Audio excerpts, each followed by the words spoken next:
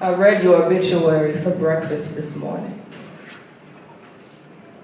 As I sat, staring at the biography of your years, I couldn't help but to see what was missing. The day you were born and the night your brown body became a corpse were the only times I've seen you be selfless. In between, you lived a musical life, one that sounded of an alphabetical orchestra. Your favorite song was a letter U. I was your daughter. They didn't tell the truth in your obituary, Daddy. They left out some things that I want to share if they haven't already seen the forgotten pieces shivering in my eyes. Your eyes are mine. I see you when the mirror decides to hang your self-portrait on my bathroom walls. Why didn't they tell of how much you love playing games, Bob? I promise, you were the best player at hide-and-go-seek that I've ever seen. Telling your little ones that you will come see us tomorrow. Playing double dutch with our emotions. There was a dice game in your eyes and you died in mine every time my tomorrow became a lucky 7 games of peekaboo that only you won at. I quit a long time ago.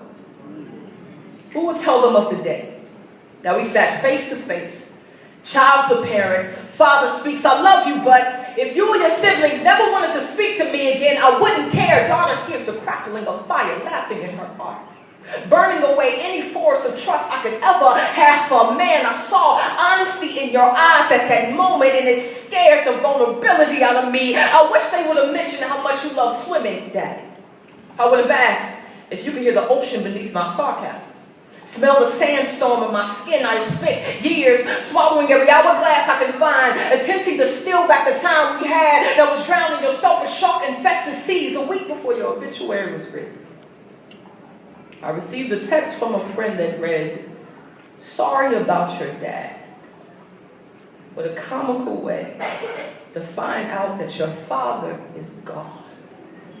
The night that motorcycle flung your soul into eternity, I knew your death wouldn't be too hard to get used to, seeing that you were a deadbeat my entire life. So let's start over, Daddy. I'll rewrite your obituary for you. Make a metaphor of your life. The daughter that you gave your genes away to but could never seem to fit inside of your pockets grew up to be a poet. She shreds open mics and makes dead things come to life for a living. Only if you could live twice, you would have been the double entendre I could never write. So let's just write about how good you were to me.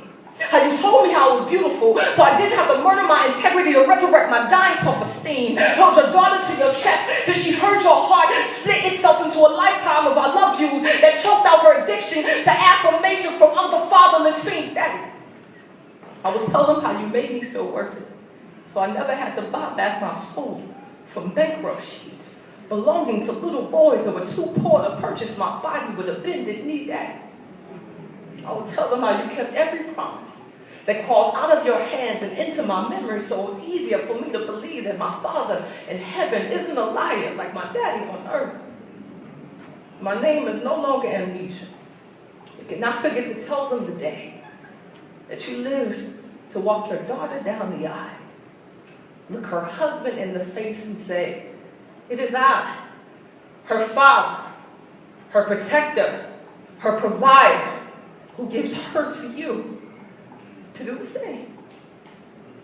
See, Daddy, you have a brand new obituary now. The old one wasn't honest enough. And now, neither is your daughter.